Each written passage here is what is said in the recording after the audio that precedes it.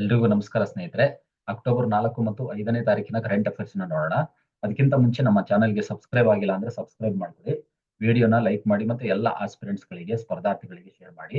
ಅದೇ ರೀತಿ bell button ನ ಕ್ಲಿಕ್ ಮಾಡ್ಕೊಂಡ್ರೆ ಎಲ್ಲ ನೋಟಿಫಿಕೇಶನ್ಸ್ ಗಳನ್ನ ಇಮಿಡಿಯೇಟ್ ಆಗಿ ಪಡ್ಕೊಳ್ಬಹುದಾಗಿರುತ್ತೆ. ಇದು ಕರ್ನಾಟಕ ಎಕನಾಮಿಕ್ ಸರ್ವೆ ಮೇಲೆ ಬರೆದಿರುವಂತಹ ಪುಸ್ತಕ, ವಿನೂತನ ಪ್ರಕಾಶನ, ನಮ್ಮ ಪ್ರಕಾಶನದಿಂದ ಪಬ್ಲಿಷ್ ಆಗಿರುವಂತದ್ದು. ಕರ್ನಾಟಕದಲ್ಲಿ ಈ ವರ್ಷ ನಡೀತಾ ಇರುವಂತಹ ಎಲ್ಲ ಎಕ್ಸಾಮ್ಸ್ ಗಳಿಗೆ ಕರ್ನಾಟಕ ಎಕಾನಮಿ ಅಂತ ಏನ್ ಕವರ್ ಮಾಡ್ತಾರೆ, ಅದರಲ್ಲಿ ಕರ್ನಾಟಕ ಎಕನಾಮಿಕ್ ಸರ್ವೆಯನ್ನ ತುಂಬಾ ಇಂಪಾರ್ಟೆಂಟ್ ಕಂಟೆಂಟ್ ಆಗಿ ಕವರ್ ಮಾಡ್ತಾರೆ. ಇತ್ತೀಚೆಗಾದಂತಹ KS ಎಕ್ಸಾಮ್ ಪೇಪರ್ 2 ನಲ್ಲೇನೆ ಈ ಬರೆದಿರುವಂತಹ ಈ ಪುಸ್ತಕದಲ್ಲೇನೆ 8 ಪ್ರಶ್ನೆಗಳನ್ನ ಬಂದಿದ್ದನ್ನು ಗಮನಿಸಿದೆ. ಯಾಕೆಂದ್ರೆ ಇರೋಂಥದ್ದು ಎಲ್ಲದೂ ಕೂಡ ಪ್ರಶ್ನೋತ್ತರ ಮಾಲಿಕೆಯಲ್ಲೇ ಇರೋದು. 370ಕ್ಕೂ ಅಧಿಕ ಪ್ರಶ್ನೋತ್ತರ ಮಾಲಿಕೆಗಳನ್ನ ಒಳಗೊಂಡಿರುತ್ತೆ. ಕೆಳಗಡೆ ಡಿಸ್ಕ್ರಿಪ್ಷನ್ ಬಾಕ್ಸ್ ನಲ್ಲಿ ಟೆಲಿಗ್ರಾಮ್ ಗ್ರೂಪಿನ ಲಿಂಕ್ ಅನ್ನ ಕೊಡಲಾಗಿದೆ. ಜಾಯಿನ್ ಆಗೋದ್ರ ಮೂಲಕ ನಮ್ಮ ಎಲ್ಲ ಅಪ್ಡೇಟ್ಸ್ ಗಳನ್ನ ಪಡ್ಕೊಳ್ಬಹುದಾಗಿರುತ್ತೆ. ಸೊ ನೋಡೋಣ, ಮೊದಲನೇದಾಗಿ ಕರೆಂಟ್ ಅಫೇರ್ಸ್. ಕಾಲಾನಂತರದಲ್ಲಿ ಮೌಂಟ್ ಎವರೆಸ್ಟ್ ನ ಎತ್ತರವಾಗಿ ಬೆಳೆಯೋದಕ್ಕೆ ಯಾವ ಭೂ ವೈಜ್ಞಾನಿಕ ಪ್ರಕ್ರಿಯೆ ಕಾರಣವಾಗಿದೆ? Which geological process is responsible for the rise in mount Everest height over time ಅಂತಂದ್ರೆ ಆಪ್ಷನ್ ಬಿ ಇದೆ, ಐಸೋಸ್ಟ್ಯಾಟಿಕ್ ರಿಬೌಂಡ್ ಅಂತೇಳಿ ಕರಿತೀವಿ. ಐಸೋಸ್ಟ್ಯಾಟಿಕ್ ರಿಬೌಂಡ್ ಎನ್ನುವಂತಹ ಒಂದು ಪ್ರೋಸೆಸ್ ಏನಿದೆ, ಇದು ಈಗ ಮೌಂಟ್ ಎವರೆಸ್ಟ್ ಏರಿಕೆ ಆಗ್ತಾ ಇದೆ, ಎತ್ತರಕ್ಕೆ ಹೋಗ್ತಾ ಇದೆ ಅನ್ನುವಂತಹ ಒಂದು ವರದಿಯನ್ನ ನೀಡಿರೋದನ್ನ ಗಮನಿಸಬಹುದು. ಅದಕ್ಕೆ ಸಂಬಂಧಪಟ್ಟಂತೆ ನೋಡಿದಾಗ ಈ ಮೌಂಟ್ ಎವರೆಸ್ಟ್ ಸಮುದ್ರ ಮಟ್ಟದಿಂದ 8.85 ಕಿಲೋಮೀಟರ್ ಎತ್ತರದಲ್ಲಿದೆ ಅನ್ನೋದನ್ನ ನೋಡ್ತಾ ಇದೀವಿ. ಮತ್ತೆ ನಿರಂತರವಾಗಿ ಕಂಟಿನ್ಯೂಸ್ಲಿ ರೈಸಿಂಗ್ ಅಂತೇಳಿ ಗಮನಿಸ್ತಾ ಇದೀವಿ. ಇತ್ತೀಚಿನ ಅಧ್ಯಯನ ಏನ್ ಹೇಳುತ್ತೆ ಅಂತಂದ್ರೆ, ನೇಚರ್ ಜಿಯೋ ಸೈನ್ಸ್ ಎನ್ನುವಂತಹ ಒಂದು ಜರ್ನಲ್ ನಲ್ಲಿ ಪ್ರಕಟವಾದಂತಹ ಅಧ್ಯಯನ ಸುಮಾರು 89,000 ವರ್ಷಗಳ ಹಿಂದೆ ಕೋಸಿ ಮತ್ತು ಅರುಣ್ ಎನ್ನುವಂತಹ ನದಿಗಳೇನಿದಾವೆ, ಹಿಮಾಲಯದ ಭಾಗದಲ್ಲಿರುವಂತಹ ಕೋಸಿ ಮತ್ತೆ ಅರುಣ್ ನದಿಗಳು, ಇವುಗಳ ವಿಲೀನ ಪ್ರಕ್ರಿಯೆಯಿಂದ ಎವರೆಸ್ಟ್ 15ರಿಂದ 50 ಮೀಟರ್ ಎತ್ತರವನ್ನ ಹೆಚ್ಚಿಸ್ಕೊಳ್ತಾ ಹೋಗುತ್ತೆ, ರೈಸ್ ಆಗ್ತಾ ಹೋಗುತ್ತೆ ಅನ್ನುವಂತಹ ಒಂದು ವರದಿಯನ್ನ ನೀಡಿದೆ. ಈ ಐಸೋಸ್ಟ್ಯಾಟಿಕ್ ರಿಬೌಂಡ್ ಎನ್ನುವಂತಹ ಈ ಒಂದು ಪ್ರೋಸೆಸ್ ಏನಿದೆ, ಇದು ಎವರೆಸ್ಟ್ ಏನಿರುತ್ತಲ್ಲ ಅದರ ಎತ್ತರದ ಏರಿಕೆಯನ್ನ ಸಂಭವಿಸ್ತಾ ಹೋಗುತ್ತೆ. ಅಂದ್ರೆ ಒಂದು ಎವರೆಸ್ಟ್ ಏನಿದೆ, ಒಂದು ಪರ್ವತ ಏನಿದೆ, ಅದು ಎತ್ತರಕ್ಕೆ ಹೋಗ್ತಾ ಇರೋದಕ್ಕೆ ಪ್ರಮುಖವಾದಂತಹ ಒಂದು ಕಾರಣೀಭೂತ ಪ್ರಕ್ರಿಯೆಯನ್ನ ಐಸೋಸ್ಟ್ಯಾಟಿಕ್ ರಿಬೌಂಡ್ ಅಂತೇಳಿ ಕರಿತೀವಿ. ಭೂಮಿಯ ಹೊರಪದರ ಏನಿದೆಯಲ್ಲ, ಮೇಲಿನ ಕ್ರಸ್ಟ್ ಏನಿದೆ, ಈ ಕ್ರಸ್ಟ್ ಸವೆತ ಆಗುವಂಥದ್ದು ಅಥವಾ ಕರಗುವ ಹಿಮನದಿಗಳಿದಾವಲ್ಲ, ಹಿಮನದಿಗಳು ಕರಗಿದಾಗ ಕಡಿಮೆ ತೂಕವನ್ನ ಹೊಂದುತ್ತಾ ಹೋಗುತ್ತೆ. ಅಂದ್ರೆ ಹೊರಪದರ ಏನಿದೆ, ಕ್ರಸ್ಟಿನ ಹೊರಭಾಗ, ಆ ಕ್ರಸ್ಟಿನ ಹೊರಭಾಗ ತೂಕವನ್ನ ಕಡಿಮೆ ಮಾಡ್ಕೊಳ್ತಾ ಹೋಗುತ್ತೆ ಅನ್ನೋದನ್ನ ಗಮನಿಸಬಹುದು. ನಂತರ ಆ ಕಡಿಮೆ ತೂಕ ಆದ ನಂತರ ಏನಾಗುತ್ತೆ, ಆ ಕ್ರಸ್ಟಲ್ ಲೇಯರ್ ಮೇಲಿರುವಂತದ್ದು ಲಿಫ್ಟ್ ಆಗ್ತಾ ಹೋಗುತ್ತೆ ಮೇಲಕ್ಕೆ. ಲಿಫ್ಟ್ ಆಗ್ತಾ ಹೋದಂತೆ ಅದು ಪರ್ವತವಾಗಿ ನಿರ್ಮಾಣ ಆಗ್ತಾ ಹೋಗುತ್ತೆ.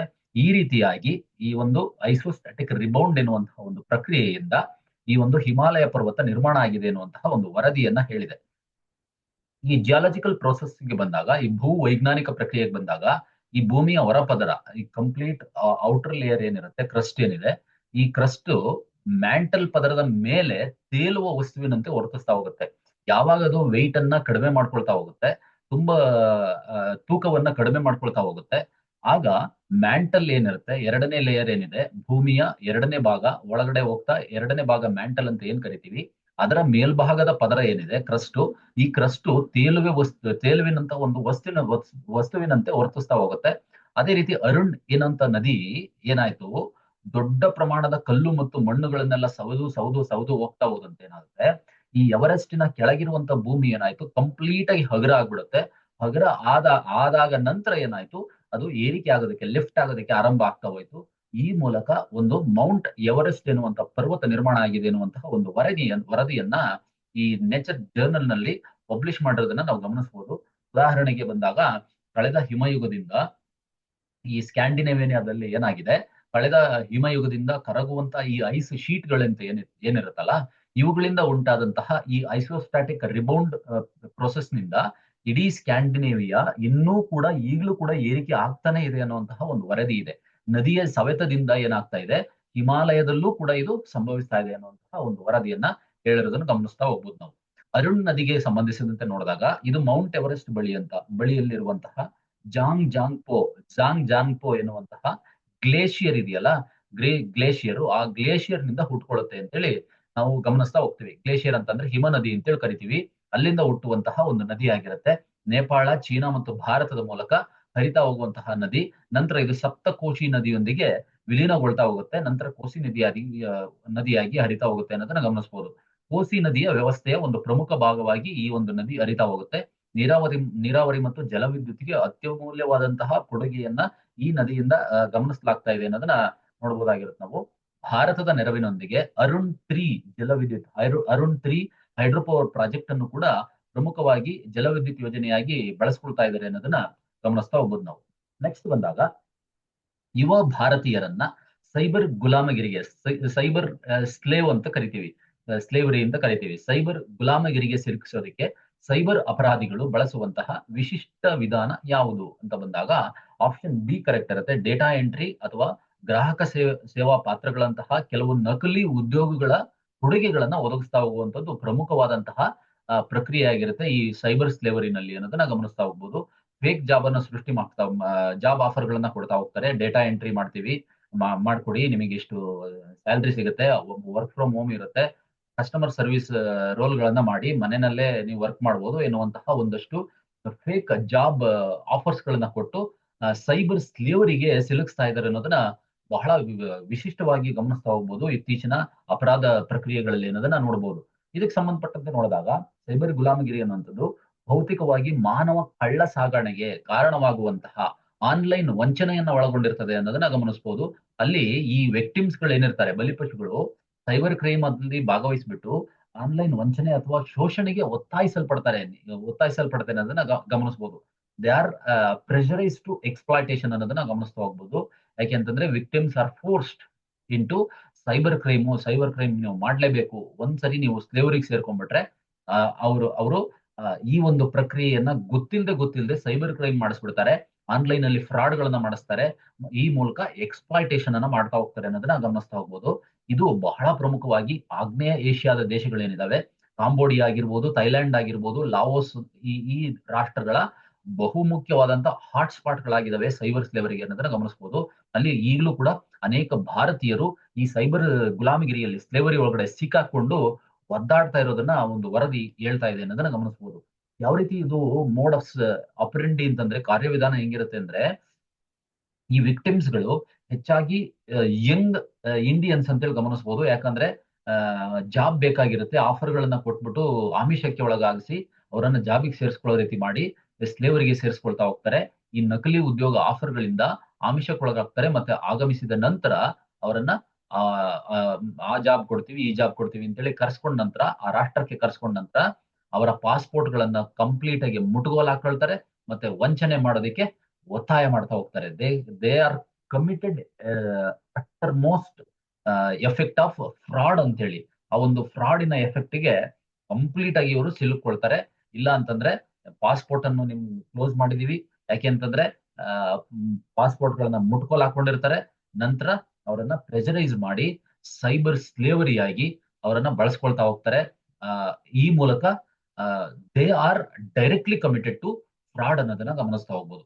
ಮತ್ತೆ ಭಾರತದ ಮೇಲೆ ಯಾವ ರೀತಿ ಪರಿಣಾಮ ಆಗ್ತಿದೆ ಅಂತಂದ್ರೆ, ಭಾರತೀಯರನ್ನ ಗುರಿಯಾಗಿಸಿಕೊಂಡು ಸುಮಾರು 45% ಸೈಬರ್ ಅಪರಾಧಗಳು ಆಗ್ನೇಯ ಏಷ್ಯಾದಿಂದ ಹುಟ್ಟುಕೊಂಡಿದ್ದಾವೆ ಅನ್ನೋದನ್ನ ವರದಿ ಹೇಳ್ತಾ ಇದೆ. ಭಾರತ ಸರ್ಕಾರ ಈ ಸಮಸ್ಯೆಯನ್ನ ವಿವಿಧ ಕ್ರಮಗಳ ಮೂಲಕ ಪರಿಹರಿಸ್ತಾ ಇದೆ ಅಂತಂದ್ರೆ ಅನ್ನೋದನ್ನ ಗಮನಿಸಬಹುದು. ಸರ್ಕಾರ ಏನ್ ರೆಸ್ಪಾನ್ಸ್ ಕೊಡ್ತಾ ಇದೆ ಅಂದ್ರೆ, ಮೊಬೈಲ್ ನೆಟ್ವರ್ಕ್ಗಳ ಸಂಪರ್ಕಗಳನ್ನ ಕಡಿತಗೊಳಿಸುವಂತದ್ದು. ಆ ಮೂಲಕ ಏನ್ ಮಾಡಿದೆ, 21.7 ಮಿಲಿಯನ್ ಸಂಶಯಾಸ್ಪದ ಮೊಬೈಲ್ ಫೋನ್ ಸಂಪರ್ಕಗಳನ್ನೇ ಕಟ್ ಮಾಡಿದ್ದಾರೆ. ಮತ್ತೆ ಸುಮಾರು 2,26,000 ಎಕ್ವಿಪ್ಮೆಂಟ್ಸ್ ಗಳನ್ನ, ಡಿವೈಸ್ ಗಳನ್ನ ನಿರ್ಬಂಧಿಸಿದ್ದಾರೆ ಅನ್ನೋದನ್ನ ಗಮನಿಸ್ತಾ ಹೋಗ್ಬೋದು, ಬ್ಲಾಕ್ ಮಾಡಿದ್ದಾರೆ ಅಂತ. ಅಂತರ್ ಸಚಿವಾಲಯ ಸಮಿತಿ ಕೂಡ ಇದೆ ಇದಕ್ಕೆ. ಸೈಬರ್ ಗುಲಾಮಗಿರಿಯನ್ನ ಎದುರಿಸೋದಕ್ಕೋಸ್ಕರ NIA ಏನ್ ಮಾಡಿದೆ, NIA ಸೇರಿದಂತೆ ವಿವಿಧ ಸಚಿವಾಲಯಗಳನ್ನೆಲ್ಲ ಆ ಒಂದು ಸದಸ್ಯರುಗಳನ್ನ ಗಮನಿಸಿಕೊಂಡು ಅವರನ್ನ ಒಟ್ಟಾಕೊಂಡು ಒಂದು ಸಮಿತಿಯನ್ನು ಕೂಡ ರಚನೆ ಮಾಡಿದೆ, ಅಂತರ್ ಸಚಿವಾಲಯ ಸಮಿತಿಯನ್ನ. ಏನಕ್ಕೆ ಅಂತಂದ್ರೆ, ಟು ಅವಾಯ್ಡ್ ಸೈಬರ್ ಸ್ಲೇವರಿ ಅಂತೇಳಿ.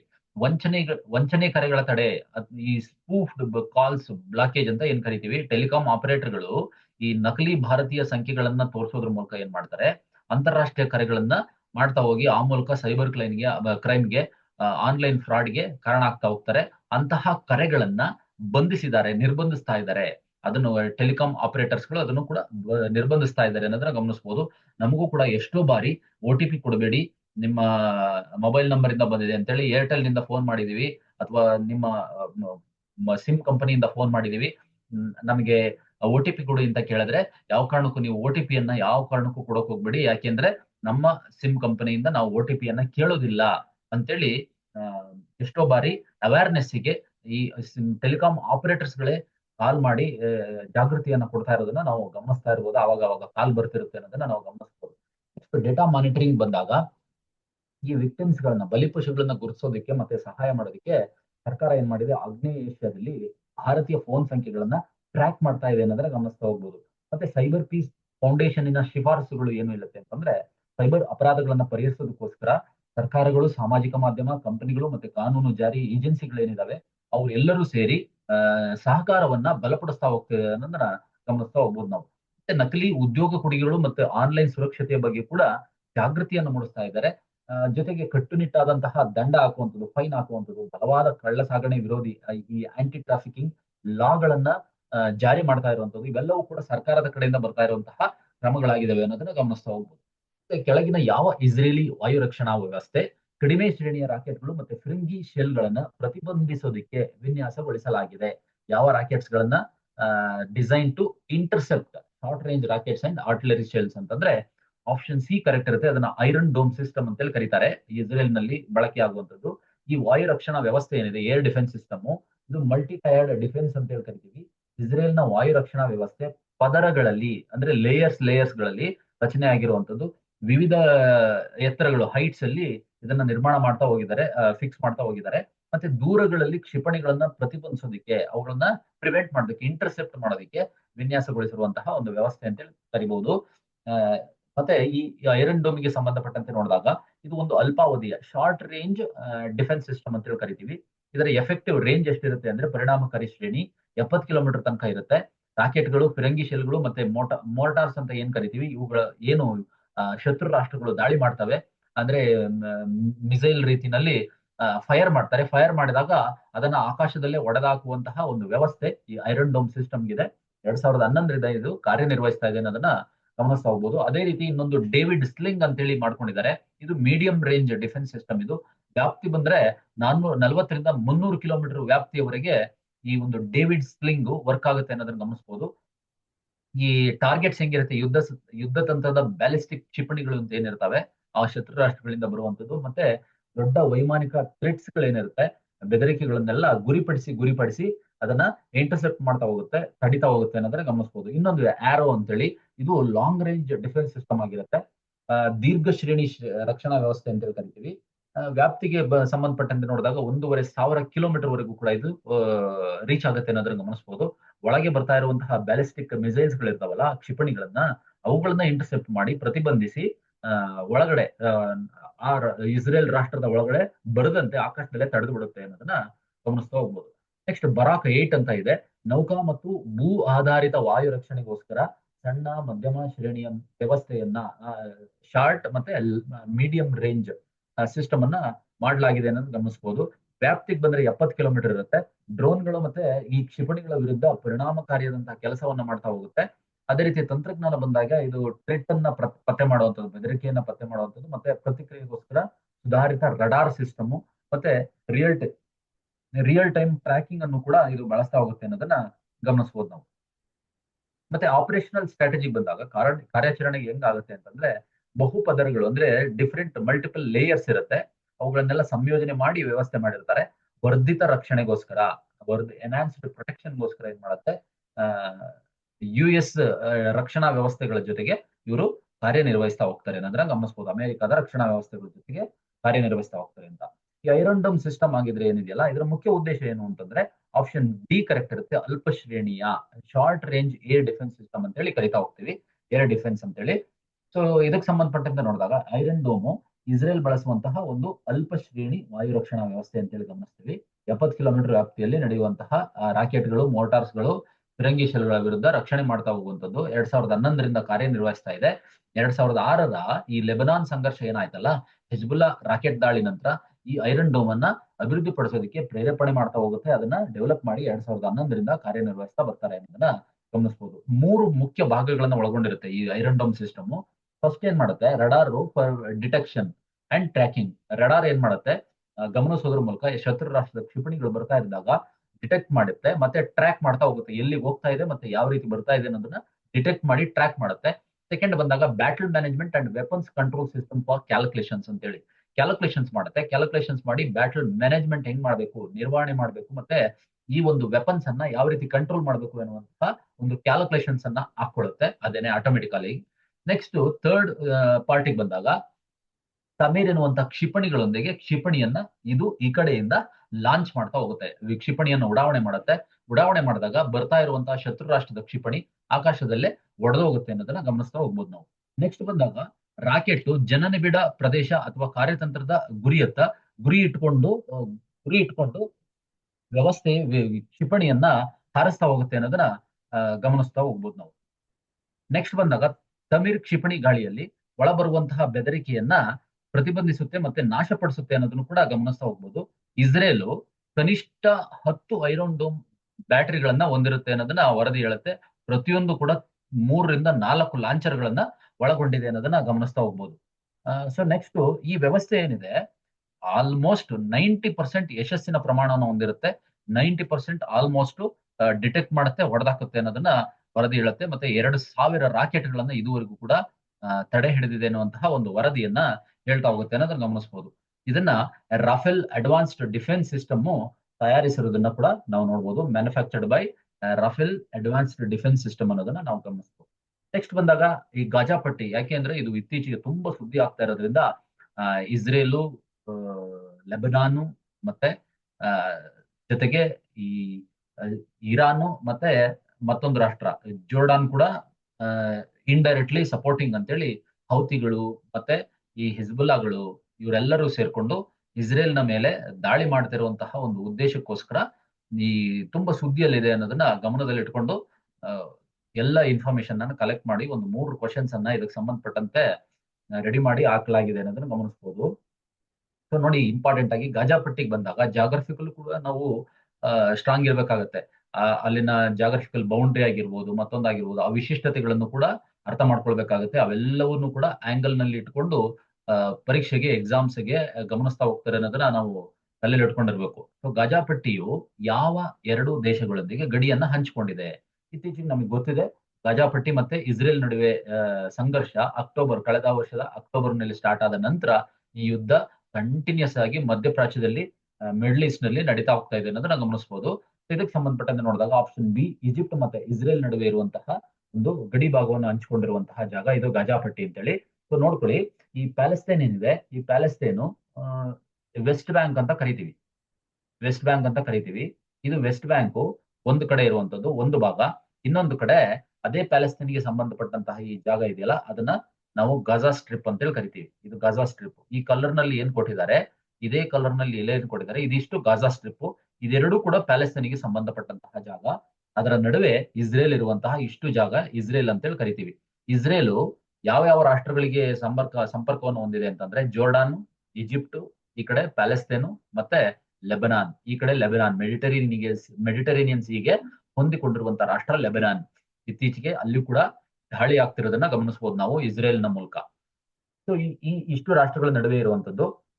ಹಾಗಿದ್ರೆ ಪ್ರಮುಖವಾಗಿ ಈ ಸಂಘರ್ಷಕ್ಕೆ ಕಾರಣ ಏನು ಅಂತಂದ್ರೆ, ಕಳೆದ ಅಕ್ಟೋಬರ್ ನಲ್ಲಿ ಗಾಜಾ ಪಟ್ಟಿಯಿಂದ ಹಮಾಸ್ ಉಗ್ರಗಾಮಿಗಳು ಏನ್ ಮಾಡ್ತಾರೆ, ಇಸ್ರೇಲ್ನ ಒಳಗಡೆ ಎಂಟ್ರಿ ಆಗಿ ಅಲ್ಲಿನ ಜನರನ್ನ, ಮಕ್ಕಳು, ವೃದ್ಧರು ಅಂತಂದೆ ಹಬ್ಬದಲ್ಲಿ ತೊಡಗಿದಂತಹ ಜನರನ್ನ ಒಡೆದಾಕಿ ಅವರನ್ನ ಅಲ್ಲಿಂದ ಎಳ್ಕೊಂಡು ಹೋಗ್ತಾರೆ. ಒಂದಷ್ಟು ಜನನ ಎತ್ಕೊಂಡು ಹೋಗ್ತಾರೆ, ಮತ್ತೆ ಒಂದಷ್ಟು ಜನನ ಅಲ್ಲೇ ಸಾಯಿಸ್ಬಿಟ್ಟು ಅತ್ಯಂತ ಅಮಾನವೀಯವಾಗಿ ವರ್ತಿಸಿ ಅಲ್ಲಿಂದ ಹೋದಂಥದ್ದನ್ನ ಇಡೀ ಜಗತ್ತಿನಾದ್ಯಂತ ನ್ಯೂಸ್ ಆಗಿದ್ದನ್ನು ಗಮನಿಸಬಹುದು. ಅದಕ್ಕೋಸ್ಕರ ಇಸ್ರೇಲ್ ಏನ್ ಮಾಡ್ತು, ಸಿಟ್ಟಿಗೆದ್ದು ಗಾಜಾ ಪಟ್ಟಿ ಮೇಲೆ ಕಂಪ್ಲೀಟ್ ಆಗಿ ನಾಶ ಮಾಡ್ತೀವಿ ಅಂತೇಳಿ ನಿರಂತರವಾಗಿ ದಾಳಿ ಮಾಡ್ತಾ ಬರುತ್ತೆ. ಹಾಗಾಗಿ ಅಲ್ಲಿಂದ ಸ್ಟಾರ್ಟ್ ಆದಂತ ಸಂಘರ್ಷ ಈಗ ಲೆಬನಾನ್ ಮತ್ತೆ ಇಸ್ರೇಲ್ಗೆ ಹೋಗಿದೆ. ಹಿಜ್ಬುಲ್ಲಾಗಳು ದಾಳಿ ಮಾಡ್ತಾ ಇದ್ದಾರೆ. ಅದೇ ರೀತಿ ಇರಾನ್ ಕೂಡ ಈಗ ಇಸ್ರೇಲ್ ಮತ್ತೆ ಇರಾನ್ ನಡುವೆ ಸಂಘರ್ಷ ಸ್ಟಾರ್ಟ್ ಆಗಿದೆ.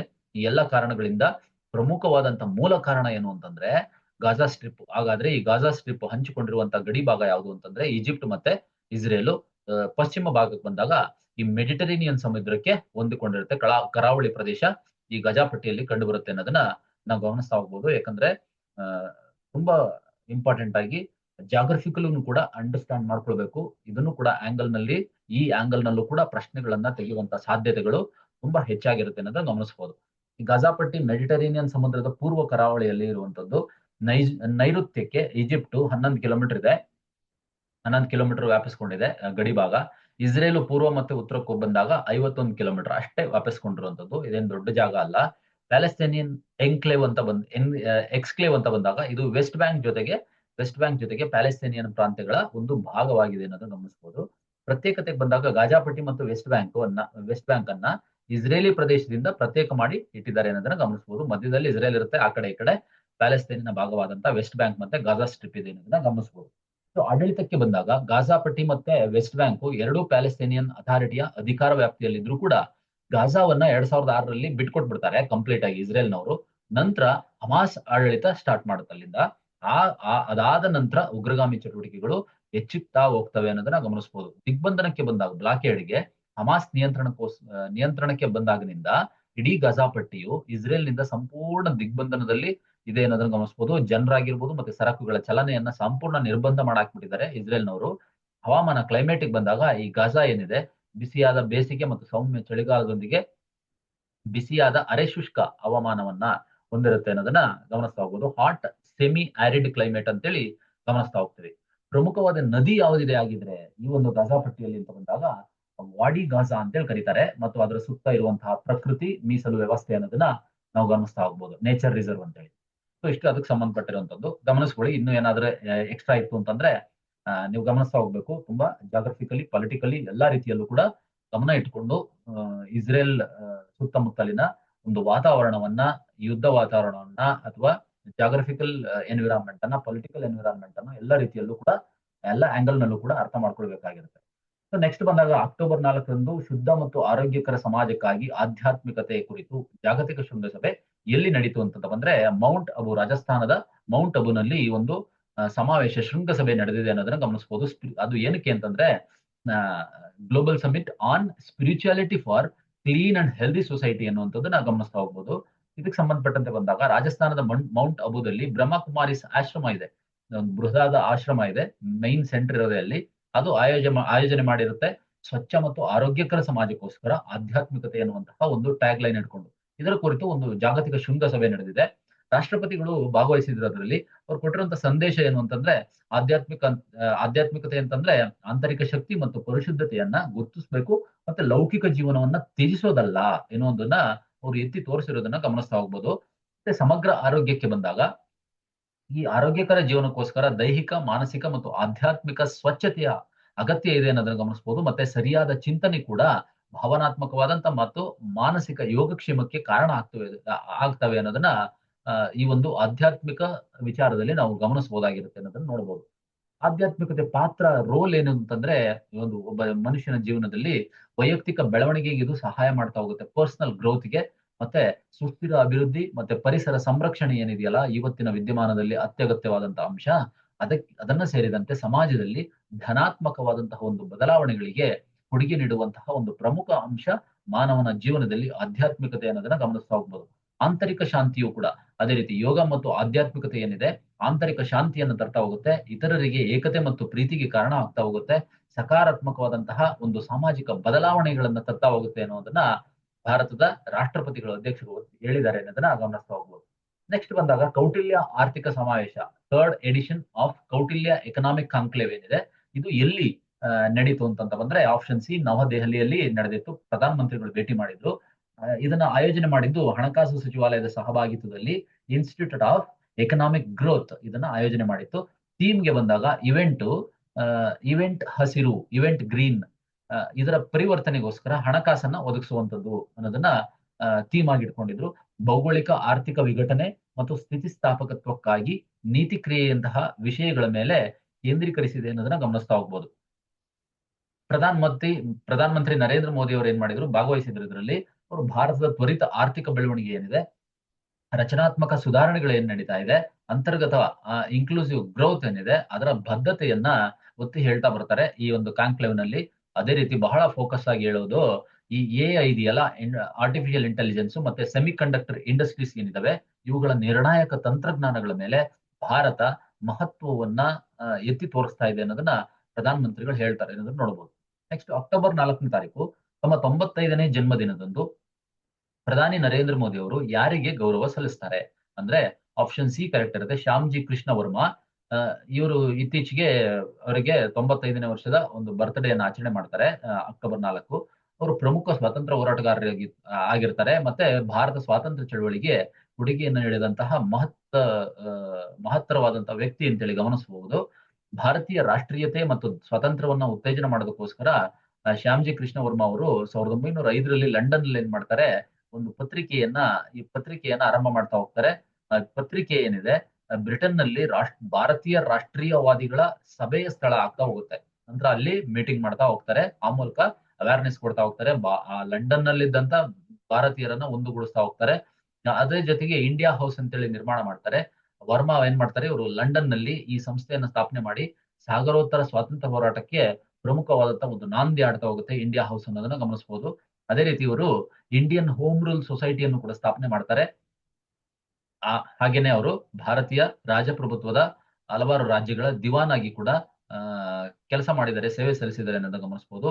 ಎಸ್ಪೆಷಲಿ ಅವರು ಸಂಸ್ಕೃತ ವಿದ್ವಾಂಸರಾಗಿರ್ತಾರೆ. ಸಂಸ್ಕೃತ ಮತ್ತು ಇತರೆ ಭಾರತೀಯ ಭಾಷೆಗಳ ಪ್ರಸಿದ್ಧ ವಿದ್ವಾಂಸರಾಗಿರ್ತಾರೆ.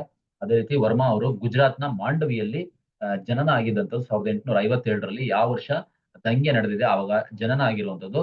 ಮಾರ್ಚ್ 31, 1930ರಲ್ಲಿ ಅವರು ಸ್ವಿಟ್ಜರ್ಲೆಂಡ್ ನ ಜಿನಿವಾದಲ್ಲಿ ನಿಧನರಾಗ್ತಾರೆ ಅನ್ನೋದನ್ನ ಗಮನಿಸಬಹುದು. ನೆಕ್ಸ್ಟ್ 6ನೇ ಅಮೆರಿಕ ಭಾರತ ವಾಣಿಜ್ಯ ಸಂವಾದ ಸಭೆಯಲ್ಲಿ ಚರ್ಚಿಸಲಾದಂತ ಪ್ರಮುಖ ವಿಷಯಗಳಲ್ಲಿ ಯಾವುದು ಅಂತಂದ್ರೆ ಆಪ್ಷನ್ ಬಿ ಸೆಮಿ ಕಂಡಕ್ಟರ್ ಪೂರೈಕೆ ಸರಪಳಿಗಳು, supply chain of semiconductor sector ಅಂತ ಹೇಳಿ ಕರಿತೀವಿ. ಸೊ ಇದಕ್ಕೆ ಸಂಬಂಧಪಟ್ಟಂತೆ 6ನೇ ಎಡಿಷನ್ ಅಲ್ಲಿ ಯುಎಸ್ ಇಂಡಿಯಾ ವಾಣಿಜ್ಯ ಸಂವಾದ ಸಭೆ ವಾಷಿಂಗ್ಟನ್ ಡಿಸಿಯಲ್ಲಿ ನಡೆಯುತ್ತೆ. ಇದರ ನೇತೃತ್ವವನ್ನ ಅಮೆರಿಕದ ವಾಣಿಜ್ಯ ಕಾರ್ಯದರ್ಶಿ ಗಿನಾ ರೈಮಂಡೋ ಮತ್ತೆ ಭಾರತದ ವಾಣಿಜ್ಯ ಮತ್ತು ಕೈಗಾರಿಕಾ ಸಚಿವ ಪಿಯೂಷ್ ಗೋಯಲ್ ವಹಿಸಿರ್ತಾರೆ. Semiconductor memorandum of understanding sign ಆಗ್ತಾರೆ. ಸುರಕ್ಷಿತ ಮತ್ತು ಸಮರ್ಥನೀಯ ಅರೆವಾಹಕ ಪೂರೈಕೆ ಸರಪಳಿಗಳನ್ನ ನಿರ್ಮಿಸೋದ್ರ ಮೂಲಕ ಇದನ್ನ ಫೋಕಸ್ ಆಗಿ ಸೆಮಿ ಕಂಡಕ್ಟರ್ ಎಂಒಯು ಕೆಲಸ ಮಾಡುತ್ತೆ ಅನ್ನೋದನ್ನ ಗಮನಿಸಬಹುದು. ನಾವೀನ್ಯತೆ handshake MoU memorandum of understanding ಕೂಡ ಸೈನ್ ಆಗಿದೆ. ಎರಡು ದೇಶಗಳ ಸ್ಟಾರ್ಟ್ಅಪ್ ಎಕೋಸಿಸ್ಟಮ್ಗಳ ನಡುವೆ ಸಹಕಾರಗಳು ನಿರ್ಮಾಣ ಆಗೋದಕ್ಕೋಸ್ಕರ ಈ ಒಂದು ನಿರ್ಧಾರಕ್ಕೆ ಬರಲಾಗಿದೆ. ಅದೇ ರೀತಿ ಎನರ್ಜಿ ಇಂಡಸ್ಟ್ರಿ ನೆಟ್ವರ್ಕ್ ಅಂತ ಹೇಳಿ ಬರುತ್ತೆ. ಅದರಲ್ಲೂ ಕೂಡ ಕೋಆಪರೇಷನ್ ಆಗಿದೆ. ಶುದ್ಧ ಇಂಧನ ಮಾರುಕಟ್ಟೆಗಳು ಮತ್ತು ಪರಿಹಾರಗಳ ಅಭಿವೃದ್ಧಿಯನ್ನ ಬೆಂಬಲಿಸ್ತಾ ಹೋಗುತ್ತೆ. ನ್ಯೂ ಇನಿಷಿಯೇಟಿವ್ಸ್ ಬಂದಾಗ, ಹೊಸ ಉಪಕ್ರಮಗಳಿಗೆ ಬಂದಾಗ critical minerals memorandum of understanding ಇದೆ. ನಿರ್ಣಾಯಕ ಖನಿಜಗಳ ಪೂರೈಕೆ ಸರಪಳಿಗಳಲ್ಲಿ ಸಹಕಾರವನ್ನ ಹೆಚ್ಚೋದಕ್ಕೋಸ್ಕರ ಈ ಒಂದು ಹೊಸ ಒಪ್ಪಂದವನ್ನ ಮಾಡ್ಕೊಂಡಿದ್ದಾರೆ. ಅದೇ ರೀತಿ ಇಂಡಸ್ ಇನೋವೇಷನ್ ಅಂತ ಇದೆ. ಇಂಧನ ಭದ್ರತೆ ಮತ್ತು ಸುಸ್ಥಿರತೆಯಲ್ಲಿ ನಾವೀನ್ಯತೆಯನ್ನ ವೇಗಗೊಳಿಸುವಂತಹ ಒಂದು ಯೋಜನೆ. ಮಹಿಳಾ ಮಾಲೀಕತ್ವದ ಸ್ಮಾಲ್ ಅಂಡ್ ಮೀಡಿಯಂ ಎಂಟರ್ಪ್ರೈಸ್ ಗಳಿಗೆ ಬೆಂಬಲ ನೀಡ್ತಾ ಹೋಗುವಂತದ್ದು. ಭಾರತದಲ್ಲಿ ಅಮೆರಿಕ SMEಗಳೇನಿರ್ತವೆ, ಸ್ಮಾಲ್ ಅಂಡ್ ಮೀಡಿಯಂ ಎಂಟರ್ಪ್ರೈಸಸ್ ಗಳೇನಿರ್ತವೆ, ಅವುಗಳನ್ನ ಸಶಕ್ತಗೊಳಿಸೋದಕ್ಕೆ 2025 ಮಾರ್ಚ್ ರಲ್ಲಿ ವ್ಯಾಪಾರ ಮಿಷನ್ ಅನ್ನ ಸ್ಥಾಪನೆ ಮಾಡ್ತಾ ಇದ್ದಾರೆ ಅನ್ನೋದನ್ನ ಗಮನಿಸಬಹುದು. ಸ್ಟಾರ್ಟ್ ಮಾಡ್ತಿದ್ದಾರೆ ಅನ್ನೋದನ್ನ ಫಾರ್ ಟ್ರೇಡ್ ಮಿಷನ್ ಅಂತೇಳಿ. ಸೊ ಅದಕ್ಕೆ ಸಂಬಂಧಪಟ್ಟಂತೆ ನೋಡಿದಾಗ US ಉಪಸ್ಥಿತಿಯ ವಿಸ್ತರಣೆ, ಎಕ್ಸ್ಪಾನ್ಷನ್ ಆಫ್ US ಪ್ರೆಸೆನ್ಸ್ ಯಾವ ರೀತಿ ಆಗ್ತಾ ಹೋಗುತ್ತೆ. ಸ್ಟಾರ್ಟ್ಅಪ್ಗಳು ಮತ್ತು ಈ ಸ್ಮಾಲ್ ಅಂಡ್ ಮೀಡಿಯಂ ಎಂಟರ್ಪ್ರೈಸಸ್ ಗಳನ್ನ ಏನ್ ಮಾಡ್ತಾರೆ, ಬೆಂಬಲಿಸೋದಕ್ಕೋಸ್ಕರ ಭಾರತದಲ್ಲಿ ಅಮೆರಿಕದ ವಿದೇಶಿ ವಾಣಿಜ್ಯ ಸೇವಾ ಸಿಬ್ಬಂದಿಯನ್ನ ಹೆಚ್ಚಿಸ್ತಾ ಹೋಗ್ತಾರೆ ಅನ್ನೋದನ್ನ ಗಮನಿಸಬಹುದು. ನೆಕ್ಸ್ಟ್ ಪ್ರಯಾಣ ಮತ್ತು ಪ್ರವಾಸೋದ್ಯಮಕ್ಕೆ ಬಂದಾಗ ಅಲ್ಲಿ ಸಹಕಾರವನ್ನ ಗಮನಿಸ್ತಾ ಇದೀವಿ. ವಿಮುಖ ಪ್ರಯಾಣ ಮತ್ತೆ ಆರ್ಥಿಕ ಬೆಳವಣಿಗೆಯನ್ನ ಹೆಚ್ಚೋದಕ್ಕೋಸ್ಕರ ಈ ಒಂದು ಕಾರ್ಯ ಯೋಜನೆಯನ್ನ ಸ್ಥಾಪನೆ ಮಾಡಿದ್ದಾರೆ ಅಂತ. ಅದೇ ರೀತಿ ಹೆಲ್ತ್ ಕೇರ್ ಸಹಯೋಗಕ್ಕೆ ಬಂದಾಗ ಕೊಲಾಬರೇಷನ್ಗೆ ಫಾರ್ಮಾಸ್ಯೂಟಿಕಲ್ಗಳಿಗೆ, ಆ ಇಂಡಸ್ಟ್ರಿಗಳಿಗೆ ಪೂರೈಕೆ ಸರಪಳಿ ಜಾಲಗಳನ್ನ ಸುಧಾರಣೆ ಮಾಡೋದ್ರ ಮೂಲಕ ಕೇಂದ್ರೀಕರಿಸ್ತಾ ಹೋಗುತ್ತೆ ಅನ್ನೋದನ್ನ ಗಮನಿಸ್ತಾ ಹೋಗ್ಬೋದು ನಾವು. ನೆಕ್ಸ್ಟ್ ಬಂದಾಗ ಕೇಂದ್ರ ಸರ್ಕಾರ ಬಂದಂತ ಮೊದಲ 100 ದಿನಗಳಲ್ಲಿ ಕೈಗಾರಿಕೆ ಮತ್ತು ಆಂತರಿಕ ವ್ಯಾಪಾರದ ಉತ್ತೇಜನ ಇಲಾಖೆಯ ಪ್ರಾಥಮಿಕ ಗಮನ ಏನಾಗಿತ್ತು ಅಂತಂದ್ರೆ ಆಪ್ಷನ್ ಬಿ ಕರೆಕ್ಟ್ ಇರುತ್ತೆ. ಕೈಗಾರಿಕಾ ಬೆಳವಣಿಗೆಯನ್ನು ಹೆಚ್ಚಿಸಬೇಕು, ಜೊತೆಗೆ ಕೈಗಾರಿಕಾ ಬೆಳವಣಿಗೆಯನ್ನು ಹೆಚ್ಚಿಸಬೇಕು ಮತ್ತೆ ಸ್ಥಳೀಯ ಆರ್ಥಿಕತೆಯನ್ನ ಸಬಲಗೊಳಿಸಬೇಕು. ವೋಕಲ್ ಫಾರ್ ಲೋಕಲ್ ಅಂತ ಹೇಳಿ ಆ ಒಂದು ನಿರ್ಧಾರವನ್ನು ಇಟ್ಕೊಂಡು ಈ DPIIT ಅಂದ್ರೆ department of promoting internal and investment ಅಂತೇಳಿ ಗಮನಿಸ್ತಾ ಹೋಗ್ತೀವಿ. ಇದಕ್ಕೆ ಸಂಬಂಧಪಟ್ಟಂತೆ ನೋಡಿದಾಗ 28,602 ಕೋಟಿ ರೂಪಾಯಿ ಬಜೆಟ್ ನಲ್ಲಿ 12 ಹೊಸ ವಿಶ್ವ ದರ್ಜೆಯ ಕೈಗಾರಿಕಾ ಸ್ಮಾರ್ಟ್ ಸಿಟಿಗಳನ್ನ ರಚನೆ ಮಾಡೋದಕ್ಕೆ ಕೇಂದ್ರ ಸಚಿವ ಸಂಪುಟ ಇತ್ತೀಚೆಗೆ ಅನುಮೋದನೆ ಕೊಟ್ಟಿದೆ. ಒಟ್ಟು 12 ವರ್ಲ್ಡ್ ಕ್ಲಾಸ್ ಇಂಡಸ್ಟ್ರಿಯಲ್ ಸ್ಮಾರ್ಟ್ ಸಿಟಿಗಳು ನಿರ್ಮಾಣ ಆಗ್ಬೇಕು ಅಂತೇಳಿ. ಇದು 1 ಮಿಲಿಯನ್ ಡೈರೆಕ್ಟ್ ಆಗಿ ಮತ್ತೆ 3 ಮಿಲಿಯನ್ ಪರೋಕ್ಷವಾಗಿ ಉದ್ಯೋಗಗಳನ್ನ ಸೃಷ್ಟಿ ಮಾಡ್ತಾ ಹೋಗುತ್ತೆ ಅನ್ನೋದನ್ನ ಗಮನಿಸಬಹುದು. ಅದಕ್ಕೆ ಸಂಬಂಧಪಟ್ಟಂತೆ ಸಪೋರ್ಟಿವ್ ಆಗಿ PM ಏಕತಾ ಮಾಲ್ ಇನಿಷಿಯೇಟಿವ್ ಅಂತೇಳಿ ಸ್ಟಾರ್ಟ್ ಮಾಡಿದ್ದಾರೆ. ಈ ಉಪಕ್ರಮ ಏನಿದೆ ಸ್ಥಳೀಯ ಕುಶಲಕರ್ಮಿಗಳಿಗೆ ತಮ್ಮ ಉತ್ಪನ್ನಗಳನ್ನ ಮಾರಾಟ ಮಾಡೋದಕ್ಕೆ ಒಂದು ಪ್ಲಾಟ್ಫಾರ್ಮ್ ಅನ್ನ ಒದಗಿಸೋದ್ರ ಮೂಲಕ ಉತ್ತೇಜನ ಮಾಡ್ತಾ ಹೋಗುತ್ತೆ. ಅದರಲ್ಲಿ ಒಂದು ಜಿಲ್ಲೆ ಒಂದು ಉತ್ಪನ್ನ ಏನ್ ಕಾನ್ಸೆಪ್ಟ್ ಇದೆಯಲ್ಲ, ಒನ್ ಡಿಸ್ಟ್ರಿಕ್ಟ್ ಒನ್ ಪ್ರಾಡಕ್ಟ್, ಆ ಒಂದು ಯೋಜನೆಯನ್ನ ಪ್ರಮುಖವಾಗಿ ಬೆಂಬಲಿಸುತ್ತೆ ಅನ್ನೋದನ್ನ ಗಮನಿಸಬಹುದು. ಸಾರ್ವಜನಿಕ ಸಂಗ್ರಹಣೆ ನೀತಿಗೆ ಬಂದಾಗ ಪಬ್ಲಿಕ್ ಪ್ರೊಕ್ಯೂರ್ಮೆಂಟ್ ಪಾಲಿಸಿಗೆ ಮೇಕ್ ಇನ್ ಇಂಡಿಯಾ ಆರ್ಡರ್ 2024 ಏನಿದೆ, ಸ್ಥಳೀಯ ಉತ್ಪಾದನೆಯನ್ನು ಉತ್ತೇಜಿಸುವಂತಹ ಕೆಲವು ಯೋಜನೆಗಳಿಗೋಸ್ಕರ ಸ್ಥಳೀಯವಾಗಿ ಉತ್ಪಾದಿಸಿದ ವಸ್ತುಗಳನ್ನ ಮೂಲವಾಗಿ ಪಡ್ಕೊಳ್ಬೇಕು ಅಂತೇಳಿ ಆದೇಶಿಸ್ತಾ ಹೋಗುತ್ತೆ. ಅಂದ್ರೆ ನಮ್ಮ ದೇಶದ ಉತ್ಪನ್ನಗಳನ್ನೇ ಬಳಸಿ ಅಂತೇಳಿ ಒಂದು ಆದೇಶವನ್ನ ಕೊಟ್ಟಿದೆ ಅನ್ನೋದನ್ನ ಗಮನಿಸಬಹುದು. ಇನ್ವೆಸ್ಟ್ ಇಂಡಿಯಾ ರಿವ್ಯಾಂಪ್ ಅಂತ ಬಂದಾಗ ವಿದೇಶಿ ಹೂಡಿಕೆಯನ್ನ ಹೆಚ್ಚೋದಕ್ಕೋಸ್ಕರ DPIIT ಏನಿದೆಯಲ್ಲ, department of promoting internal and investment trade ಅಂತೇಳಿ, ಇವ್ರು ಏನ್ ಮಾಡಿದ್ದಾರೆ, ಇನ್ವೆಸ್ಟ್ ಇಂಡಿಯಾವನ್ನ ಪುನರ್ರಚನೆ ಮಾಡ್ತಾ ಇದ್ದಾರೆ. ಈ ಪ್ರಕ್ರಿಯೆಯನ್ನ ಸುಲಭಗೊಳಿಸೋದಕ್ಕೋಸ್ಕರ ವಿದೇಶದಲ್ಲಿ ಹೊಸ ಒಂದು ಆಫೀಸ್ಗಳನ್ನ ತೆರಿತಾ ಇದ್ದಾರೆ, ಕಚೇರಿಗಳನ್ನ ಅನ್ನೋದನ್ನ ಗಮನಿಸಬಹುದು. ಅದೇ ರೀತಿ ಸಾಲ್ಟ್ ಲ್ಯಾಂಡ್ ಮಾರ್ಗಸೂಚಿಗಳು ಅಂತ ಏನ್ ಬರುತ್ತೆ, ಗೈಡ್ ಲೈನ್ಸ್ಗೆ ಸಂಬಂಧಪಟ್ಟಂತೆ ಹೊಸ ಮಾರ್ಗಸೂಚಿಗಳು 60,000 ಎಕರೆ ಬಳಕೆಯಾಗದ ಉಪ್ಪಿನ ಭೂಮಿ ಏನಿದೆಯಲ್ಲ, ಉಪ್ಪಿನ ಭೂಮಿಯನ್ನ ರಾಷ್ಟ್ರೀಯ ಅಭಿವೃದ್ಧಿ ಯೋಜನೆಗಳಿಗೆ ವರ್ಗಾವಣೆ ಮಾಡೋದಕ್ಕೋಸ್ಕರ ಆದೇಶ ಮಾಡ್ತಾ ಇದೆ, ಅವಕಾಶ ಮಾಡಿಕೊಡ್ತಾ ಇದೆ ಅನ್ನೋದನ್ನ ಗಮನಿಸಬಹುದು. ಮತ್ತೆ ಡಿಜಿಟಲ್ ವಾಣಿಜ್ಯ ಬೆಳವಣಿಗೆಗೆ ಸಂಬಂಧಪಟ್ಟಂತೆ ಡಿಜಿಟಲ್ ವಾಣಿಜ್ಯಕ್ಕೋಸ್ಕರ ಓಪನ್ ನೆಟ್ವರ್ಕ್, ONDC ಅಂತ ಕರಿತೀವಿ, open network for digital digital commerce ಅಂತ ಕರಿತೀವಿ. ಇದು ಆಗಸ್ಟ್ 2024 ನಲ್ಲಿ 12.6 ಮಿಲಿಯನ್ ವಹಿವಾಟುಗಳೊಂದಿಗೆ ಸುಗಮಗೊಂಡಿದೆ ಅನ್ನೋದನ್ನ ಗಮನಿಸಬಹುದು. ಸಣ್ಣ ಚಿಲ್ಲರೆ ವ್ಯಾಪಾರಿಗಳಿಗೆ ಆಕ್ಸೆಸಿಬಿಲಿಟಿಯನ್ನ ಕೊಡ್ತಾ ಹೋಗುತ್ತೆ. ಅದೇ ರೀತಿ ಜಿಲ್ಲಾ ಮಾಸ್ಟರ್ ಪ್ಲಾನ್ ಇವೆಲ್ಲ ತುಂಬಾ ಇಂಪಾರ್ಟೆಂಟ್ ಆಗುತ್ತೆ. ಜಿಲ್ಲಾ master plan, district master plan ಅಂತ ಏನಿದೆ, ಈ ಒಂದು ಪ್ಲಾಟ್ಫಾರ್ಮ್ ಉತ್ತಮ ಮೂಲಸೌಕರ್ಯ ಯೋಜನೆಗಳಿಗೋಸ್ಕರ ಪ್ರಧಾನ ಮಂತ್ರಿ ಗತಿಶಕ್ತಿ ಉಪಕ್ರಮದ ಪ್ರಯೋಜನಗಳನ್ನ ಜಿಲ್ಲಾ ಮಟ್ಟಕ್ಕೆ ವಿಸ್ತರಣೆ ಮಾಡುವಂತ ಗುರಿಯನ್ನ ಹೊಂದಿದೆ ಅನ್ನೋದನ್ನ ಗಮನಿಸ್ತಾ ಹೋಗ್ಬೋದು ಜಿಲ್ಲಾ ಮಾಸ್ಟರ್ ಪ್ಲಾನ್ ಅಡಿನಲ್ಲಿ. ಅದೇ ರೀತಿ ಇಂಟೆಲೆಕ್ಚುಯಲ್ ಪ್ರಾಪರ್ಟಿ ರಿಫಾರ್ಮ್ಸ್ ಬಂದಾಗ ಬೌದ್ಧಿಕ ಆಸ್ತಿ ಸುಧಾರಣೆಗೆ ನಾವೀನ್ಯತೆಯನ್ನ ಉತ್ತೇಜಿಸೋದಕ್ಕೋಸ್ಕರ ಪ್ರಮುಖ ಇಂಟೆಲೆಕ್ಚುಯಲ್ ಪ್ರಾಪರ್ಟಿ IP ಕಾಯ್ದೆಗಳನ್ನ ಅಪರಾಧೀಕರಣ ಮಾಡ್ತಾರೆ. ಮತ್ತೆ ಆವಿಷ್ಕಾರಕರು ಏನಿರ್ತಾರೆ ಅವರಿಗೆ ಬಹುಮಾನ ನೀಡೋದಕ್ಕೋಸ್ಕರ ವಿಶ್ವದ ಮೊದಲ ಸರ್ಟಿಫಿಕೇಟ್ ಆಫ್ ಇನ್ವೆಂಟರ್ಶಿಪ್ ಅನ್ನ ಪರಿಚಯ ಮಾಡ್ತಾ ಹೋಗ್ತಾರೆ ಅನ್ನೋದನ್ನ ಗಮನಿಸಬಹುದು. ಗುಣಮಟ್ಟದ ಸುಧಾರಣೆಗಳಿಗೆ ಬಂದಾಗ ಉತ್ಪಾದನೆಯಲ್ಲಿ ಗುಣಮಟ್ಟವನ್ನು ಉತ್ತೇಜನ ಮಾಡೋದಕ್ಕೋಸ್ಕರ ಮತ್ತೆ ಕಡಿಮೆ ಗುಣಮಟ್ಟದ ಆಮದುಗಳನ್ನ ಕಡಿಮೆ ಮಾಡೋದಕ್ಕೋಸ್ಕರ DPIIT ಏನಿದೆಯಲ್ಲ, ಇದು ಸುಧಾರಣೆಗಳನ್ನ ಪರಿಚಯ ಮಾಡ್ತಾ ಹೋಗುತ್ತೆ ಅನ್ನೋದು ಗಮನಿಸಬಹುದು. ಅದೇ ರೀತಿ ಏಂಜಲ್ ಟ್ಯಾಕ್ಸ್ ಎಕ್ಸೆಂಪ್ಷನ್ ಕೂಡ ಕೊಡಲಾಗಿದೆ. ಏಂಜಲ್ ತೆರಿಗೆಯನ್ನ ಕಂಪ್ಲೀಟ್ ಆಗಿ ತೆಗೆದುಹಾಕೋದ್ರ ಮೂಲಕ ಸ್ಟಾರ್ಟ್ಅಪ್ ಗಳಲ್ಲಿ ಹೂಡಿಕೆಯನ್ನ ಹೆಚ್ಚಿಸುವಂತ ಒಂದು ನಿರೀಕ್ಷೆಯನ್ನ ಗಮನಿಸ್ತಾ ಹೋಗುವುದು. ನೆಕ್ಸ್ಟ್ ಬಂದಾಗ ಪಾರ್ಸಲ್ ವಿತರಣೆಗೋಸ್ಕರ ಅಂಚೆ ಇಲಾಖೆಯ ಏನಿದೆಯಲ್ಲ, ಅಂಚೆ ಇಲಾಖೆಯ ವ್ಯಾಪಕ ಮೂಲಸೌಕರ್ಯ ಆಗೋದಕ್ಕೋಸ್ಕರ ಯಾವ ಕಂಪನಿ ಹೆಚ್ಚಿನ ಆಕ್ಸೆಸಿಬಿಲಿಟಿಯನ್ನ ಪಡಿತಾ ಇದೆ, ಯಾವ ಕಂಪನಿ ಜೊತೆಗೆ ಕೊಲಾಬರೇಟ್ ಆಗಿದ್ದಾರೆ ಅಂತಂದ್ರೆ ಆಪ್ಷನ್ C, ಅಮೆಜಾನ್ ಜೊತೆಗೆ ಡಿಪಾರ್ಟ್ಮೆಂಟ್ ಆಫ್ ಪೋಸ್ಟ್ ಕೊಲಾಬರೇಟ್ ಆಗಿದೆ ಅನ್ನೋದನ್ನ ಗಮನಿಸ್ತಾ ಹೋಗ್ಬೋದು. ಈ ಅಂಚೆ ಇಲಾಖೆ ಇದೆಯಲ್ಲ, ಡಿಪಾರ್ಟ್ಮೆಂಟ್ ಆಫ್ ಪೋಸ್ಟ್ ಮತ್ತೆ ಅಮೆಜಾನ್ ಇದೆಯಲ್ಲ, ಇವೆರಡು ಕೂಡ ಲಾಜಿಸ್ಟಿಕ್ ಸಹಯೋಗವನ್ನ ಹೆಚ್ಚೋದಕ್ಕೋಸ್ಕರ ತಿಳುವಳಿಕೆ ಒಪ್ಪಂದ ಮೆಮೊರಂಡಮ್ ಆಫ್ ಅಂಡರ್ಸ್ಟ್ಯಾಂಡಿಂಗ್ ಗೆ ಸೈನ್ ಹಾಕ್ಬಿಟ್ಟಿದ್ದಾರೆ. ದೀರ್ಘಾವಧಿ ಪಾಲುದಾರಿಕೆಗೆ ಬಂದಾಗ ಲಾಂಗ್ ಟರ್ಮ್ ಪಾರ್ಟ್ನರ್ಶಿಪ್ ಗೆ ಅಮೆಜಾನ್ ಮತ್ತೆ DOP ಪಾರ್ಸಲ್ ಪ್ರಸರಣಕ್ಕೋಸ್ಕರ 2013ರಿಂದ ಒಟ್ಟಿಗೆನೆ ಕೆಲಸ ಮಾಡ್ತಾ ಇದ್ದಾವೆ. ಉದ್ದೇಶಗಳಿಗೆ ಬಂದಾಗ MOU ಲಾಜಿಸ್ಟಿಕ್ಸ್ ಅವಕಾಶಗಳನ್ನ ಅನ್ವೇಷಣೆ ಮಾಡೋದಕ್ಕೆ ಮತ್ತೆ ವ್ಯಾಪಾರ ಕಾರ್ಯಾಚರಣೆಗಳನ್ನ ವಿಸ್ತರಣೆ ಮಾಡುವಂತಹ ಒಂದಷ್ಟು ಗುರಿಯನ್ನ ಹೊಂದಿದ್ದಾರೆ ಅನ್ನೋದನ್ನ ಗಮನಿಸಬಹುದು. ಮೂಲಸೌಕರ್ಯ ಪ್ರವೇಶಕ್ಕೆ ಆಕ್ಸೆಸ್ಗೆ ಬಂದಾಗ ಅಮೆಜಾನ್ ಕಂಪನಿ ಏನಿದೆ ಅದು ಭಾರತದಲ್ಲಿ ದೂರದ ಪ್ರದೇಶಗಳನ್ನು ತಲುಪೋದ್ರ ಮೂಲಕ 1.6 ಲಕ್ಷ ಅಂಚೆ ಕಚೇರಿಗಳ ಡಿಪಾರ್ಟ್ಮೆಂಟ್ ಆಫ್ ಪೋಸ್ಟ್ ನ ಈ ಒಂದು ನೆಟ್ವರ್ಕ್ ಅನ್ನ ಕಂಪ್ಲೀಟ್ ಆಗಿ ಬಳಸಿಕೊಂಡು ರಿಮೋಟ್ ಏರಿಯಾಗೂ ಕೂಡ ರೀಚ್ ಆಗ್ತಾ ಹೋಗುವಂತ ಸಾಧ್ಯತೆ ಇದೆ ಅನ್ನೋದನ್ನ ಗಮನಿಸಬಹುದು. ಈ ಬೆನಿಫಿಟ್ಸ್ ಏನಿದೆ, ಲಾಭಗಳಿಗೆ ಸಂಬಂಧಪಟ್ಟಂತೆ ಏನಾಗುತ್ತೆ, ಅಮೆಜಾನ್ಗೆ ಪ್ರಯೋಜನಗಳೇನು ಅಂತಂದ್ರೆ, ಪಾಲುದಾರಿಕೆ ಏನಿದೆ ಅಮೆಜಾನ್ ನ ಲಾಜಿಸ್ಟಿಕ್ಸ್ ಕಾರ್ಯಾಚರಣೆಗಳನ್ನ ಸುವ್ಯವಸ್ಥೆಗೊಳಿಸ್ತಾ ಹೋಗುತ್ತೆ. ಮತ್ತೆ ಅದರ ಬೆಳೆಯುತ್ತಿರುವಂತ ಇ ಕಾಮರ್ಸ್ ಅಗತ್ಯಗಳೇನಿದೆ ಅದನ್ನ ಅಟ್ಲೀಸ್ಟ್ ಒಂದಷ್ಟಾದ್ರೂ ಫೀಡ್ ಮಾಡ್ತಾ ಹೋಗುತ್ತೆ ಅನ್ನೋದನ್ನ ಗಮನಿಸಬಹುದು. ಹಾಗಿದ್ರೆ ಡಿಪಾರ್ಟ್ಮೆಂಟ್ ಆಫ್ ಪೋಸ್ಟ್ ಏನ್ ಪ್ರಯೋಜನಗಳು ಅಂತಂದ್ರೆ, ಈ ಸಹಯೋಗ ಡಿಪಾರ್ಟ್ಮೆಂಟ್ ಆಫ್ ಪೋಸ್ಟ್ ನ ಪಾರ್ಸೆಲ್ ವ್ಯವಹಾರವನ್ನ ಹೆಚ್ಚಿಸ್ತಾ ಹೋಗುತ್ತೆ ಮತ್ತೆ ಇ ಕಾಮರ್ಸ್ ಲಾಜಿಸ್ಟಿಕ್ಸ್ ನಲ್ಲಿ ಅದರ ಪರಿಣಿತಿಯನ್ನ ಹೆಚ್ಚಿಸ್ತಾ ಹೋಗುತ್ತೆ ಅನ್ನೋದನ್ನ ಗಮನಿಸ್ತಾ ಹೋಗೋದಾಗಿರುತ್ತೆ. ಸೊ ನೆಕ್ಸ್ಟ್ ಬಂದಾಗ ಅಕ್ಟೋಬರ್ 2024 ಅಲ್ಲಿ ನಡೆದಂತಹ SDGಗಳೊಂದಿಗೆ CSR ಸಸ್ಟೈನಬಲ್ ಡೆವಲಪ್ಮೆಂಟ್ ಗೋಲ್ಸ್ ಗಳೊಂದಿಗೆ CSR ಅನ್ನ ಜೋಡಿಸುವ ಕುರಿತು ರಾಷ್ಟ್ರೀಯ ಸಮ್ಮೇಳನ ಮತ್ತು ಪ್ರದರ್ಶನದ ಪ್ರಾಥಮಿಕ ಗುರಿ ಏನು ಅಂತಂದ್ರೆ ಆಪ್ಷನ್ B ಕರೆಕ್ಟ್ ಇರುತ್ತೆ. CSR ಉಪಕ್ರಮಗಳಲ್ಲಿ ಕಾರ್ಪೊರೇಟ್ ಏನ್ ಫಂಡ್ ಇದೆ ಅದರಲ್ಲಿ ಆ ಉಪಕ್ರಮಗಳಲ್ಲಿ ಟ್ರಸ್ಟಿಶಿಪ್ ತತ್ವವನ್ನ ಉತ್ತೇಜನ ಮಾಡೋದಕ್ಕೋಸ್ಕರ ಮತ್ತೆ ಅವುಗಳನ್ನ ಸುಸ್ಥಿರ ಅಭಿವೃದ್ಧಿ ಗುರಿಗಳೊಂದಿಗೆ ಜೋಡಿಸೋದಕ್ಕೋಸ್ಕರ ಜೋಡಿಸೋದಕ್ಕೋಸ್ಕರ ಈ ಒಂದು ಆ ಸಮ್ಮೇಳನ, ರಾಷ್ಟ್ರೀಯ ಸಮ್ಮೇಳನ ಮತ್ತು ಪ್ರದರ್ಶನ ನಿರ್ಮಾಣ ಆಗಿತ್ತು ಅನ್ನೋದನ್ನ ಗಮನಿಸ್ತಾ ಹೋಗ್ಬೋದು ನಾವು. Next Indian institute of corporate affairs ಅಂತ ಏನಿದೆ, IICA, ಇವರಿಂದ 2024 ಅಕ್ಟೋಬರ್ 2-3 ಏನಿದೆ, 2024 SDGಗಳೊಂದಿಗೆ CSR ಅನ್ನ ಜೋಡಣೆ ಮಾಡೋದ್ರ ಮೂಲಕ ಇದಕ್ಕೆ ಸಂಬಂಧಪಟ್ಟಂತೆ ಕುರಿತು ರಾಷ್ಟ್ರೀಯ ಸಮ್ಮೇಳನ ಮತ್ತು ಪ್ರದರ್ಶನವನ್ನ ಆಯೋಜನೆ ಮಾಡಲಾಗಿದೆ ಅನ್ನೋದನ್ನ ಗಮನಿಸಬಹುದು. ದಿನಾಂಕದ ಮಹತ್ವಕ್ಕೆ ಬಂದಾಗ ಸಮ್ಮೇಳನ ಮಹಾತ್ಮ ಗಾಂಧಿಯವರ ಜನ್ಮ ವಾರ್ಷಿಕೋತ್ಸವ ಏನಿತ್ತು, ಅದರ ಜೊತೆಗೆ ಭಾರತದಲ್ಲಿ ಮೊದಲ ವಾರ್ಷಿಕ CSR ದಿನವನ್ನ ರೆಕಗ್ನೈಸ್ ಮಾಡ್ತಾ ಹೋಗ್ತಾರೆ ಅನ್ನೋದನ್ನ ಗಮನಿಸಬಹುದು. ಅದೇ ರೀತಿ ಪ್ರದರ್ಶನ ಯುನೈಟೆಡ್ ನೇಷನ್ ನ ಸುಸ್ಥಿರ ಅಭಿವೃದ್ಧಿ ಗುರಿಗಳೇನಿದೆ, ಆ ಗುರಿಗಳೊಂದಿಗೆ ಹೊಂದಿಕೆಯಾಗುವಂತಹ ಪರಿಣಾಮಕಾರಿ CSR ಉಪಕ್ರಮಗಳನ್ನ ಪ್ರದರ್ಶನ ಮಾಡ್ತಾ ಹೋಗುತ್ತೆ ಅನ್ನೋದನ್ನ ಗಮನಿಸ್ತಾ ಹೋಗ್ಬೋದು ನಾವು. ನೆಕ್ಸ್ಟ್ ಬಂದಾಗ ರಕ್ಷಣಾ ಮಂತ್ರಿ ರಾಜನಾಥ್ ಸಿಂಗ್ ಅವರು ಹೇಳಿದಂತೆ ರಕ್ಷಣಾ ಉದ್ಯಮಕ್ಕೆ ಭಾರತ ಸರ್ಕಾರದ ಪ್ರಾಥಮಿಕ ಗುರಿ ಏನು ಅಂತ ಕೇಳಿದಾಗ ಆಪ್ಷನ್ ಬಿ ಕರೆಕ್ಟ್ ಇರುತ್ತೆ. ಭಾರತವನ್ನ ಜಾಗತಿಕ ಉತ್ಪಾದನಾ ಕೇಂದ್ರವಾಗಿ ಮತ್ತೆ ರಫ್ತು ಆಧಾರಿತವನ್ನಾಗಿ ಮಾಡಬೇಕು ಎನ್ನುವಂತಹ ಒಂದು ಸ್ಟ್ರಾಂಗ್ ವಿಲ್ ಇಟ್ಕೊಂಡು ಈ ಒಂದು ಉದ್ದೇಶಕ್ಕೆ ಕೈ ಹಾಕಿದರೆ ಅನ್ನೋದನ್ನ ಗಮನಿಸ್ತಾ ಹೋಗ್ಬೋದು. ಗುರಿ ಆಧಾರಿತ ವಿಧಾನದೊಂದಿಗೆ ಆಮದು ರಫ್ತು ಅನುಪಾತವನ್ನ ಕಡಿಮೆ ಮಾಡೋದಕ್ಕೋಸ್ಕರ ರಕ್ಷಣಾ ಉದ್ಯಮವನ್ನ ಪ್ರೋತ್ಸಾಹಿಸಲಾಗುತ್ತೆ ಅನ್ನೋದನ್ನ ಗಮನಿಸಬಹುದು.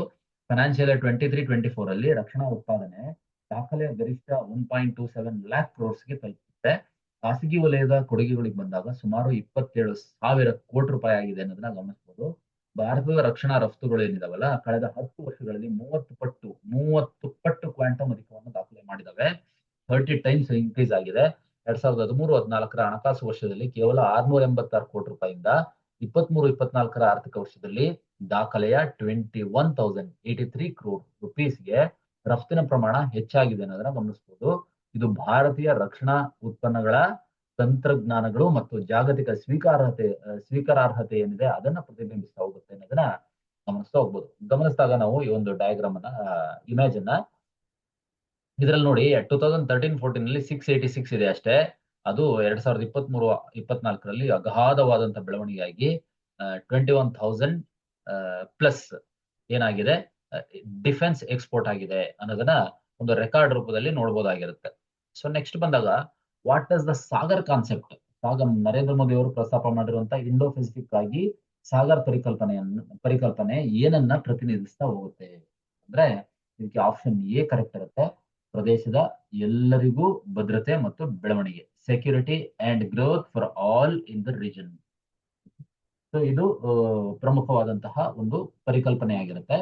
ಸೊ ಇಂಡೋ ಪೆಸಿಫಿಕ್ ಗೋಸ್ಕರ ಭಾರತದ ದೃಷ್ಟಿ ಸುಸ್ಥಿರ ಅಭಿವೃದ್ಧಿ ಆಗಿರುತ್ತೆ ಅನ್ನೋದನ್ನ ಗಮನಿಸಬಹುದು. ಆರ್ಥಿಕ ಬೆಳವಣಿಗೆ ಇದೆ ಅನ್ನೋದನ್ನ ಗಮನಿಸಬಹುದು. ಪರಸ್ಪರ ಭದ್ರತೆಯನ್ನು ಉತ್ತೇಜನ ಮಾಡುವಂತಹ ಪಾಲುದಾರಿಕೆಗಳ ಮೇಲೆ ಕೇಂದ್ರೀಕರಿಸುತ್ತೆ ಅನ್ನೋದನ್ನ ಗಮನಿಸಬಹುದು.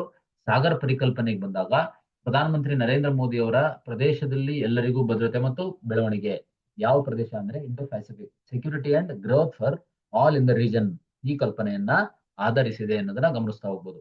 ನೆಕ್ಸ್ಟ್ ಬಂದಾಗ ಸ್ವಚ್ಛತಾ ಹಿ ಸೇವಾ ಎನ್ನುವಂತ ಒಂದು ಅಭಿಯಾನ ಕ್ಯಾಂಪೇನ್ ಏನಾಯ್ತು, ಇದರ ವಸ್ತು ವಿಷಯ ಯಾವ್ದಾಗಿತ್ತು ಅಂತಂದ್ರೆ ಸ್ವಭಾವ ಸ್ವಚ್ಛತಾ, ಸಂಸ್ಕಾರ ಸ್ವಚ್ಛತಾ ಎನ್ನುವಂತಹ ಒಂದು ಟ್ಯಾಗ್ ಲೈನ್ ಇಟ್ಕೊಂಡು ಕಂಪ್ಲೀಟ್ ಆಗಿ ಸೆಲೆಬ್ರೇಟ್ ಮಾಡಿದ್ದಾರೆ ಅನ್ನೋದನ್ನ ಗಮನಿಸ್ತಾ ಹೋಗ್ಬೋದು. ಈ ವರ್ಷದ ಮಹಾತ್ಮ ಗಾಂಧೀಜಿ ಅವರ ದಿನದ ಸ್ವಚ್ಛ ಭಾರತ್ ದಿವಸ್ ಅನ್ನ ಆಯೋಜನೆ ಮಾಡಿದಂತವ್ರು ಈ ಒಂದು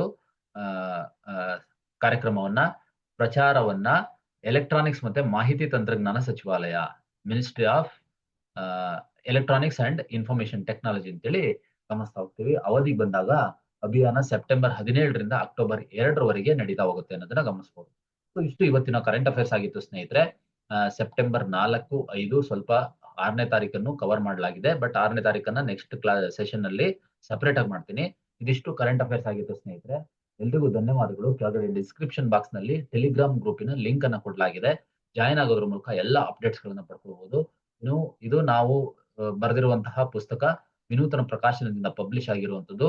ಬಹಳ ಪ್ರಮುಖವಾಗಿ ಈ ವರ್ಷ ಕಾಲ್ ಮಾಡಿರುವ ಎಲ್ಲ ಎಕ್ಸಾಮ್ಸ್ ಗಳಿಗೆ ತುಂಬಾ ಸಹಕಾರಿಯಾಗತ್ತೆ.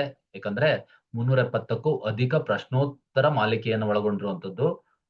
ಹಾಗಾಗಿ ಇನ್ ಡೀಟೈಲ್ ಆಗಿ ಎಲ್ಲಾ ಕಂಟೆಂಟ್ ಅನ್ನು ಕೂಡ ಆಲ್ಮೋಸ್ಟ್ ಸಾಧ್ಯವಾದಷ್ಟು ಅದನ್ನ ಪ್ರಶ್ನೋತ್ತರ ಮಾಲಿಕೆಯಲ್ಲಿ ಸಿದ್ಧಪಡಿಸಿ ಮಾರ್ಕೆಟ್ಗೆ ಇವಾಗ ಲಭ್ಯ ಇದೆ. ಎಲ್ಲ ಆಲ್ಮೋಸ್ಟ್ ಸುಮಾರು ಬುಕ್ ಸ್ಟೋರ್ಸ್ ಗಳಲ್ಲಿ ಲಭ್ಯ ಇರುತ್ತೆ. ನೀವು ಹತ್ತಿರದ ಬುಕ್ ಸ್ಟೋರ್ಸ್ ಗಳಲ್ಲಿ ಪರ್ಚೇಸ್ ಮಾಡಬಹುದು. ಅದಕ್ಕಿಂತ ಮುಂಚೆ ಪರ್ಚೇಸ್ ಮಾಡೋಕ್ಕಿಂತ ಮುಂಚೆ ಜಸ್ಟ್ ನನ್ನ ನಂಬರ್ಗೆ ಕರೆ ಮಾಡಿದ್ರೆ ಯಾವ ಒಂದು ಹತ್ತಿರದ ಲೊಕೇಶನ್ ಅಲ್ಲಿ ನಿಮಗೆ ಈ ಬುಕ್ ಲಭ್ಯ ಇರುತ್ತೆ ಅನ್ನೋದನ್ನ ತಿಳಿಸ್ಕೊಡ್ತೀನಿ. ಎಲ್ರಿಗೂ ಧನ್ಯವಾದಗಳು. ನೆಕ್ಸ್ಟ್ ಸೆಷನ್ ನಲ್ಲಿ ಸಿಗೋಣ. ನಮಸ್ಕಾರ.